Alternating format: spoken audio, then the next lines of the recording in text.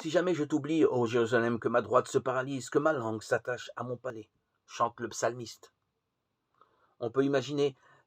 l'émotion de l'enfant lorsque, pour la première fois, il a vu surgir, telle une île sur la campagne nue, la ville, Jérusalem. Elle a perdu quelques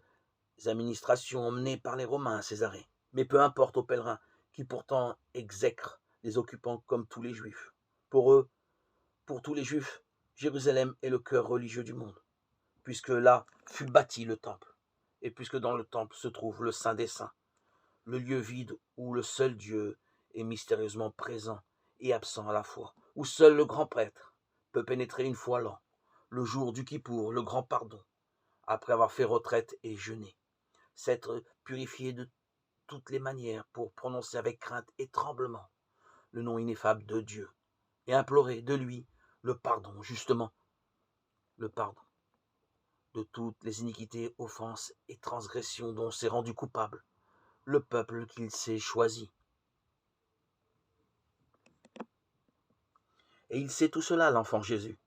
Des parents pieux, comme Joseph et Marie, lui ont aussi expliqué comment tous les prêtres et le peuple, à l'instant même où le grand prêtre pénètre dans le Saint des Saints, s'agenouille et se prosterne, en priant que soit loué à jamais le Seigneur. Ils ont dit que le temple, dont, arrivant du nord, ils apercevaient à gauche les hautes colonnades, en partie cachées par la tour Antonia où veillent les Romains. Maudit soit-il, n'est rien, absolument rien, si beau, si grand soit-il, en regard de l'autre temple, celui d'en haut, celui des cieux.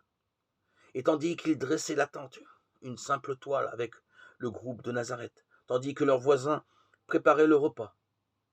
il regardait encore et encore la ville, il écoutait la rumeur qui montait de cette foule, les cris lointains des bêtes emmenées en vue des sacrifices,